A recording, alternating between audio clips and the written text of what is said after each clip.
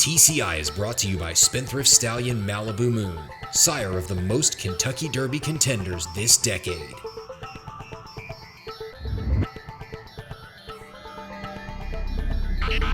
Welcome back to TCI, your inside track to the Triple Crown alongside Joel Cunningham. I'm John Siegel. Well, Joel, we're 1 week away from the Kentucky Derby, and I know you've been working hard. You've been going over to Churchill, looking at these horses, getting first impressions of them. We can't talk about all of them, but we can run through 14 of them. We're going to have to buzz through them quick, and let's start off with number 1. Of course, I'm talking about Mor Spirit, shipped in from California. Joel has a little unorthodox work pattern that Bob's been doing with this colt. Tell me, how does he look? He works about every 5 days. And to me, a lot of people didn't like his work middle of the week this week because he started out fast and really went progressively slower each quarter. However, I think it was a design work, John. He's a horse that Badford says always very quirky. I think they intentionally try to get some speed into the colt, and he's running spots in a lot of his races. I do like the way he gets over the Churchill Downs track. I've been saying all winter I think he needed to get away from Santa Anita. I like the way he looks physically. Even this morning, he didn't breeze with the rest of the horses, but he came out with his polos on and backed up in front of the grandstand right in front of me. I think physically he looks tremendous. I can't really speak to his energy level, but other than his gallops have been very good. I think Bob's happy with him, and I'm very anxious to see him breeze Sunday at Churchill. I think I'll get a better indication at that point whether he belongs in that number 1 spot. We'll see if rain changes any of these workouts. It's supposed to be a lot of weather on Saturday and Sunday, so Absolutely. This time of year is kind of the worst time to see that happen.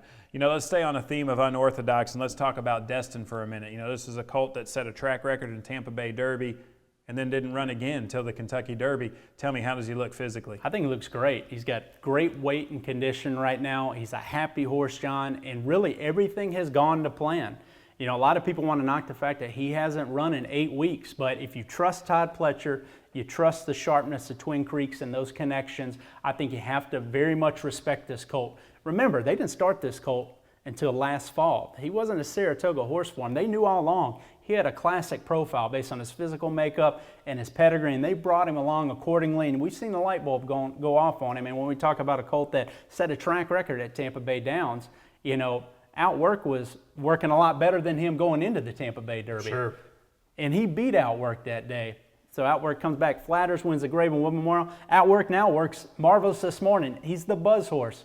Nobody wants to talk about Destin, who they believe is doing as well as he's ever done. So Destin, to me, still a good classic profile. These 2 horses, I think, are key for me because they both have enough speed to sit in that second flight, put themselves in a position to finish, and they're both, to me, have that pedigree and classic profile to be right there at the Derby. All right, let's talk about the champ now. Of course, I'm talking about Nyquist. He's been in our own backyard. We've gone over there quite a few times. His personality is a little quirky. He's very subdued. Even when he comes out on the track, he's not ranked, doesn't get on his toes. Right. He worked today at Keeneland. Tell me, what were your impressions? Wasn't really much of a work, going over there. I think the main thing you take away from it was physically, I thought his coat looked good, and I thought his weight looked pretty good, and maybe better than I'd seen him prior at Keeneland. So to me, he looks like he's trending back up to the Nyquist that's going to deliver a top performance. The work today was more of a mile work. It was more of a spirited gallop than anything. He had grade 1 winner Rallis to his inside, but they broke off into the first turn very slow. He almost looked like he was bored, going into the far turn. They floated him out away from Rallis, a few paths and let him finish up a little bit, but they turned 3/4 at 15 and change. I think the mile work was like 141 or something. So this was not work that was designed for anything brilliant other than maybe, stretching those legs out a little bit and put some air in the tank. All right, well, let's talk about a horse that's been getting a lot of pictures taken of him. There's a lot of buzz around him, and that's Mohaymen. Joel, he's a beautiful horse, but tell me, how do you think he looks physically? He's great right now physically. Here's a horse that is so sharp that he's almost been a little rank, in the mornings, but energy. He looks like a colt that is sitting on a big performance. The key is going to be, where does he get caught up in the mix here? I think he's training like a colt that's going to be very much a pace presence in the Kentucky Derby, just based on how sharp he is right now, John. Had a maintenance move today. It still was 47 and changed, one of the faster half miles of the morning, and he wasn't asked for anything. From how we went from the 8th pole to the wire, to the gallop out with the turn was all about the same pace. So here's a colt that is very sharp and on top of his game right now, and he's going to be trouble for Nyquist, Outwork, and anybody else, Dancing Candy, anybody else that wants any piece of the pace presence. All right, well, here's a horse that might be cleaning up some pieces, and that's Brody's Cause. Joel, this colt looks great. He had a huge performance here at Keeneland. How does he look now settled in at Churchill Downs? I just think physically he looks great in focus. They haven't done a ton with him. You know, he had a nice maintenance half mile in like 48, I believe, earlier, a few days back. So here's a colt that, you know, again, hasn't really wowed you in terms of anything he's done from a training standpoint, but the maintenance breeze and the way he got over the track was good. We know he likes to hit Romans. He looks like that typical Derby horse that Romans brings back home and is sitting on a big performance. And I think just physically and with this focus, he's just done everything consistently right, and he looks good. All right, my man Sam, I hear he's a little on the smaller side. What did you think of him? He is a small colt, and he's not one that, you know, if you watched him train, you wouldn't pick out. He'd be one of your least favorite among the group. And to me, he didn't look all that great when he first came over from Keeneland. I think he looks better now. You know, he's a colt that's had a lot better week this week. I did not see his breeze this morning. It was early on before the break. I just, you know, again, if you're going off of looks, you're never going to be impressed with this colt. He's not one that you would pick out. However, I just think from a performance standpoint, he's an interesting closer in here, but he's going to need some pace. All right, let's talk about Exaggerator. He had a freakish performance there in the Santa Anita Derby.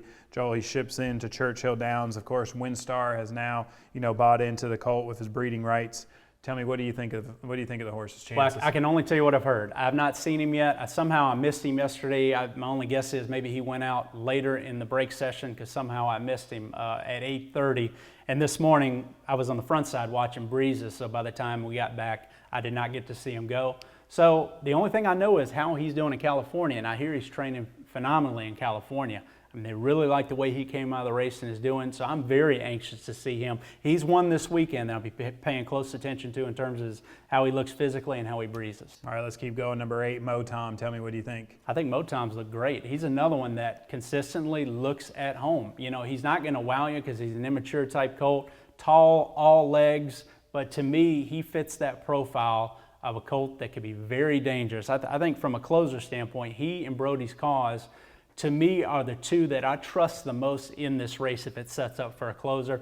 And that's just based on a myriad of factors, but one of them being how consistently he's trained here. Again, he worked a half mile this morning. Wasn't going to wow you. It was a maintenance type work.